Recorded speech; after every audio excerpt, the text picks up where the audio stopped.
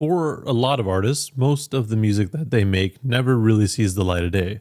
You've heard some artists say, "Oh, I recorded 75 tracks for this project, but only 12 of them made the cut," which makes sense because they just want to put out what they feel is the best of the best.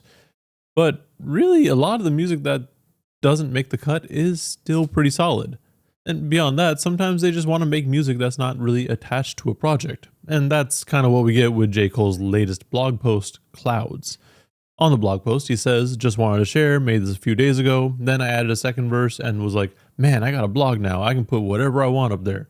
I didn't have a title 20 minutes ago when I decided to really put this up, but now I got one. Clouds, produced by DZL, Omen, and small contributions from me." With that said, we can likely consider this track to be a Lucy, but I think it's still pretty solid with pretty straightforward but fun wordplay. And I think it does give us an indication of where J. Cole's mind currently is at. The track starts off with the chorus. My niggas be smoking on something loud. Head to the clouds. I ain't been stepping out. Tired of sticking out in the crowd. This world is changing right in front of me. Gray hairs, I'm aging quicker than I thought I did. The chorus gives you a little bit of insight into some of his current thoughts, like I just mentioned. He doesn't really want to go outside because people actually recognize him now. Like, it used to be that J. Cole would just be outside and people wouldn't give him a second thought. He would just look like a regular dude. But now, because of him going on tour with Drake and, getting more light from all that beef, maybe he's like, okay, no, I don't want to go outside too much. But things in the world are changing in front of him. Like, the way things are working as far as technology goes, as far as just the general economy and political stuff. There's a bunch of stuff happening there. And he's just aging quicker than he thought he'd be. He just turned 40, or just about. So, he's starting to notice that he's aging, but that's not necessarily a bad thing. You get older, it is what it is. As we get into the first verse, he starts off by comparing himself to C4 that is rigged to a Jeep's ignition, which almost makes it sound like he's ready to respond to rappers whenever the time comes. J. Cole just feels like it feels like he's in his braggadocious bag, which is cool. J. Cole does that well, although some of his actions may not necessarily make it seem like he will act accordingly, if that makes sense. We jump ahead a little bit. He says, I caught a lot of murder charges, turn artists to martyrs. I don't even know who he's referring to here, because as far as I'm aware, he hasn't really had a proper beef, like a back and forth beef, outside of the occasional name drop of artists, unless he's talking purely about his rapping abilities and just being better than others, then sure. But there's also a lot of trash as rappers, so the bar isn't very high.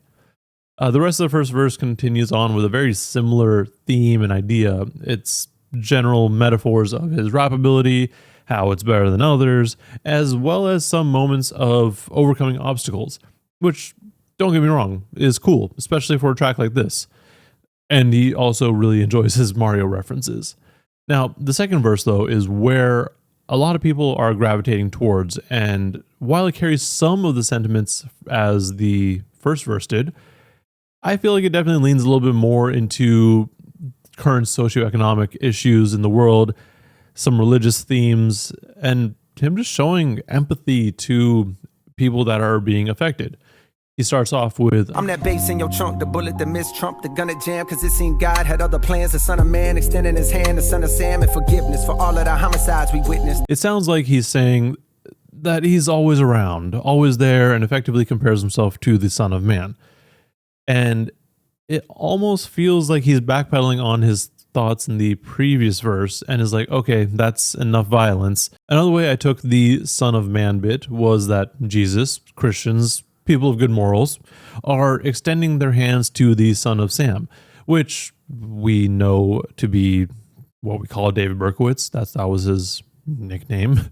But we can also take it as extremists in America, which we can kind of gather from the Trump line. And, these people are like, hey, we get it. You're kind of going out there, you're doing some wild shit, but it's okay. We can bring you back. You can come back to it. I don't know that's gonna happen. That might be a bit of a stretch too, but I'll stop myself there before we get too into it.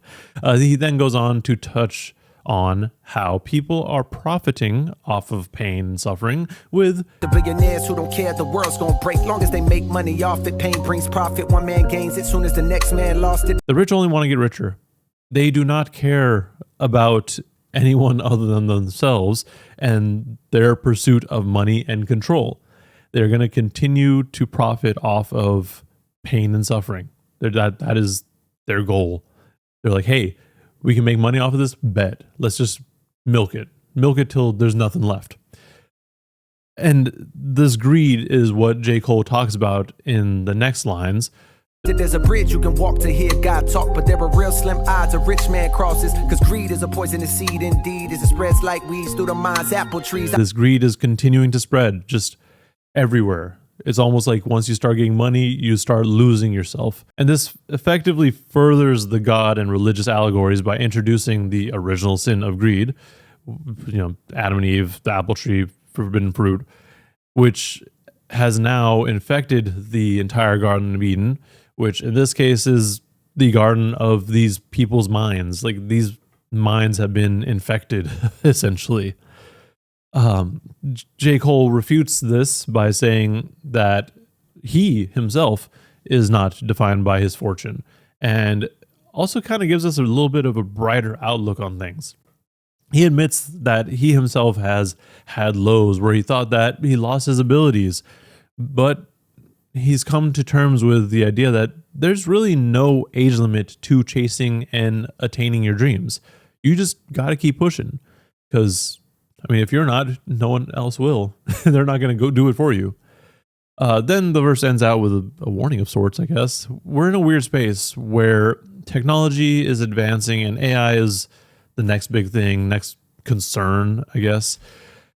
And I think the idea is that these technologies are going to be used to replace not just artists, but normal people as well. You'll have AI generated songs, movies. We already have that going on, but it's going to become so normalized that we just kind of expect it. And that's just the art side of it, right?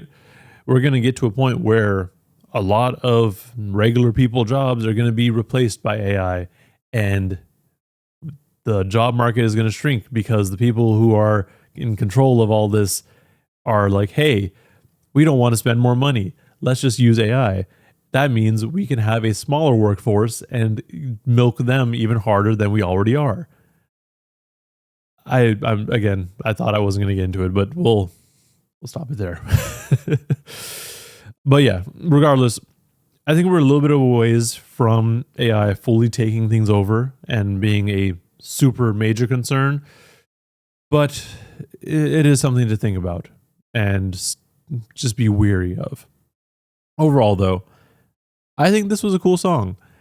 At first listen, I didn't really feel like it was anything crazy, but as you kind of go into it a little bit further, the second verse, like I said, everyone attached themselves to and has a lot more to say about the state of the world, I guess. Regardless, it is interesting to hear artists' thoughts just in general, because this totally is going to be a Lucy. I don't expect this to show up on any project. So, and this is definitely written recently. So Cole's, he's got stuff on his mind, and I appreciate him sharing his thoughts. With that said, though, why don't you share your thoughts in the comments below on this track, on the state of the world, whatever. And while you're down there, like and subscribe to see more rambling and content like this. Thank you for watching, and please stay safe out there.